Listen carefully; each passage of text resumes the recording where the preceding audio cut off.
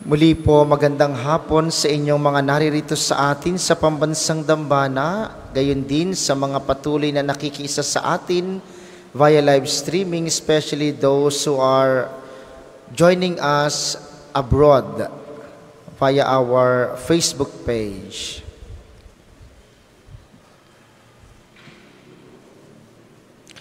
Ano pong kalakip at kasama ng inyong pagbibigay ng sarili sa Diyos?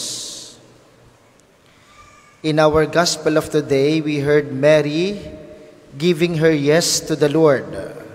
Si Maria ay nagbigay ng kanyang pag-oo sa Diyos, nagbigay ng kanyang pagsang-ayon. When Mary gave her yes to the Lord, it is the same way of giving her whole self to the Lord. Ang pagbibigay ni Maria ng sarili sa Diyos, ng kanyang oo, ay katumbas ng kanyang pagbibigay ng buong buhay sa Diyos. Ano pong kaya ninyong ibigay para sa pagsunod sa Diyos? Tayo po ay nasa ika-6 ng simbang gabi. Palapit na tayo sa Pasko ng pagsilang ng Panginoon. Ano nang nagawa ng mga simbang gabing ito sa atin? Tayo ba ay mas lumapit kay Kristo? Tayo ba ay naging mas mapagmahal tulad niya?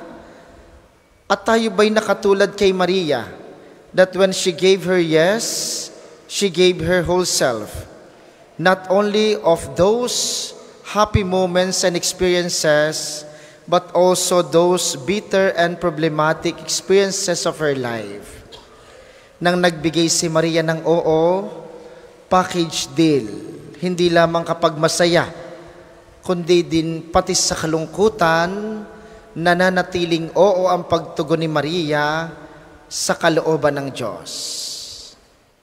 Mga minamahal, napakadali pong tumugon sa Diyos kapag masaya ang nangyayari sa buhay.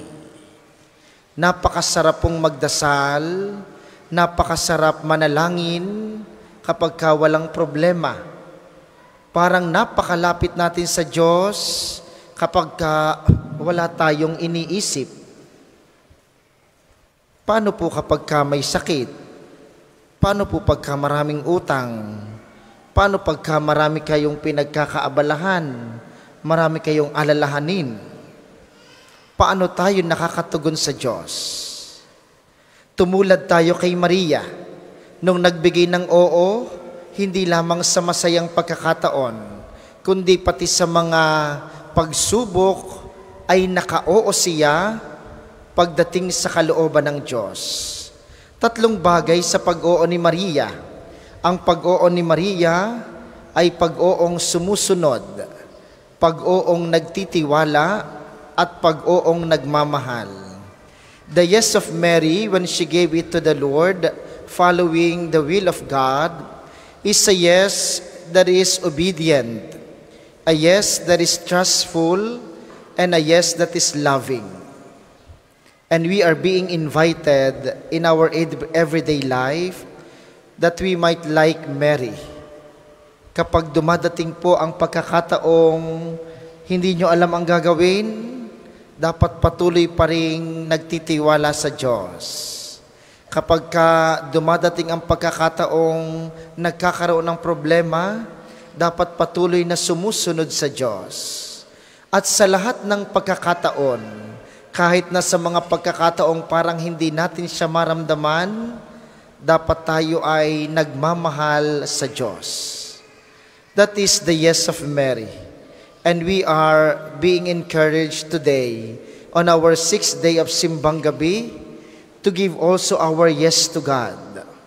Bilang mga magulang, bilang mga anak, bilang mga kaibigan, we should always give our yes to God every day. Sapagkat wala pong pinakamahalaga kundi ang pagsunod sa kalooban ng Diyos. At minsan ay parang mahirap unawain, at minsan ay parang mahirap tanggapin, pero may paraan ng Diyos upang ipaunawa sa atin na ang kanyang kalooban ang pinakamahalaga. Ngayong Paskong darating, kaninong kalooban ang inyong pamamayanihin sa inyong sarili? Mamamayani ba ang iyong kaloobang madamot? Mamamalagi ba ang iyong kaloobang mataray? Mananatili ba ang iyong kaloobang magagalitin?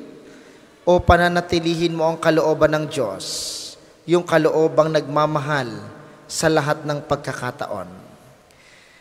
Let us be reminded of our Aral Batanggenyo, our local catechism here in Batangas, number 181. Ang sabi po doon, si Maria ay may kabahagi sa pagliligtas ni Kristo. Yun ay sa kanyang pagsang-ayon sa plano ng Diyos. When Mary gave her yes to God, it is her participation to the salvation history and story of Jesus saving all mankind. Ang ating pagsunod sa kalooban ng Diyos, kahit minsan ay mahirap, kahit minsan ay malabo, kahit minsan ay nakakapagod, ay ang ating pakikibahagi sa gawang pagliligtas ni Kristo. Ano pong kalooban ng Diyos sa inyo ngayon? Kalooban ng Diyos na ikay maging magulang. At kung ito'y kalooban ng Diyos, maging mabuti kang magulang. Kalooban ng Diyos na ikay maging anak, maging kaibigan. Kung ito'y kanyang kalooban, ikay dapat maging mabuting kaibigan, mabuting anak. Kalooban ng Diyos na minsan tayo ay magdusa upang mas lalo tayong lumapit sa Kanya. Nawa po sa mga pagkakataong ito, mas lumalim sa atin na mamutawi at mamayani ang kalooban ng Diyos. Yung tulad ni Maria, yung kanyang pag-oo ay maitulad natin sa Kanya.